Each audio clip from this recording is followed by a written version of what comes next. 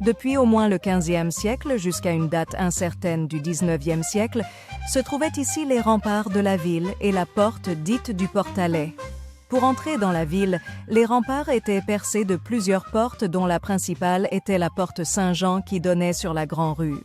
Lorsque la situation l'exigeait, en cas de guerre ou de maladies épidémiques, les portes étaient gardées. En 1606, alors que les guerres civiles sont terminées depuis 8 ans, on continue de garder les portes pour préserver la population des épidémies. L'administration communale afferme ainsi la garde des portes. Entendez qu'elle délègue le service à des personnes privées selon un système d'appel d'offres. Cette année-là, celui qui remporte la garde de la porte de la ville la confie en partie à sa femme.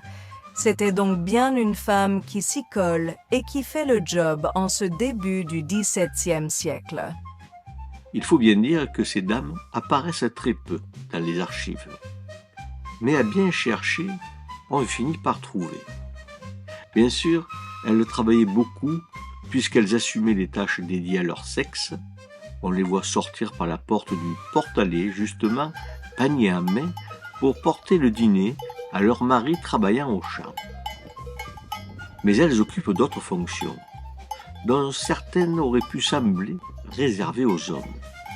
Voilà encore, en 1613, le valet de ville, on parlerait aujourd'hui d'un employé municipal, confie la garde d'une des portes à sa femme, ainsi que la distribution de la passade aux pauvres étrangers que l'on interdit d'entrer dans la ville à cause d'une épidémie en cours de propagation. En 1636, émerge dans les archives une femme messagère qui court les routes pour délivrer des documents. Dans ce cas précis, il s'agit d'une copie de séquestration de biens à destination de l'abbé du monastère Saint-André. Voilà que les femmes endossent des responsabilités conséquentes. On les voit sempiternellement aller et venir à Avignon, où elles vont vendre des denrées sur le marché. Un des boulangers de la ville y envoie sa femme avec tout son pain, à la stupéfaction des habitants qui trouvent les étals vides le 10 mars 1662. L'historien voit les femmes frauder aussi avec leurs maris et supporter la responsabilité de la faute, car n'étant pas légalement majeurs, les époux délinquants espèrent ainsi une dilution de la peine rarement obtenue. Une autre fois, l'une d'entre elles est envoyée au cabaret par son mari, valet de ville, pour remettre un billet des consuls rappelant le règlement aux pêcheurs qui se trouvaient là. À l'hôpital, en 1728, l'économe de l'hôpital est une femme. Elle gère les consommables de la structure de charité, elle sait donc lire et écrire, elle endosse des responsabilités très importantes. Cette femme jouait un rôle crucial dans la gestion quotidienne de l'établissement. À cette époque, l'hôpital fonctionnait non seulement comme un lieu de soins médicaux, mais aussi comme un refuge pour les pauvres, les vieillards, les orphelins et les handicapés. Ses principales responsabilités comprenaient la gestion des ressources financières, l'approvisionnement, la gestion du personnel, même s'il est rare, la maintenance des bâtiments et la gestion des dossiers. Selon que le recteur, un ancien consul, était plus ou moins actif, la charge pesait plus ou moins lourde sur l'économe.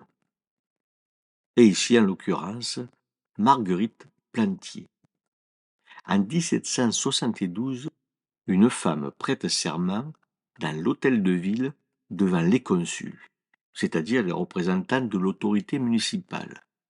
Marie-André vient d'être nommée courtière de la ville pour les soie et autres marchandises. L'enregistrement du rituel par le greffier de la ville stipule bien que Marie est la femme de Joseph Léonard pour bien rappeler sa sujétion et sa minorité. Sans son mari, un tel acte administratif n'aurait pas pu être passé. Mais cela n'enlève rien au fait qu'une femme va gérer le courtage de toutes les marchandises vendues par des particuliers dans le but de réglementer les transactions et de prélever certaines taxes.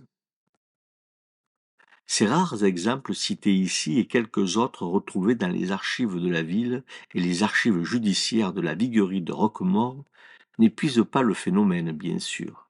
À chaque fois ou presque que ces femmes sont apparues dans la documentation, ce fut de manière oblique et secondaire.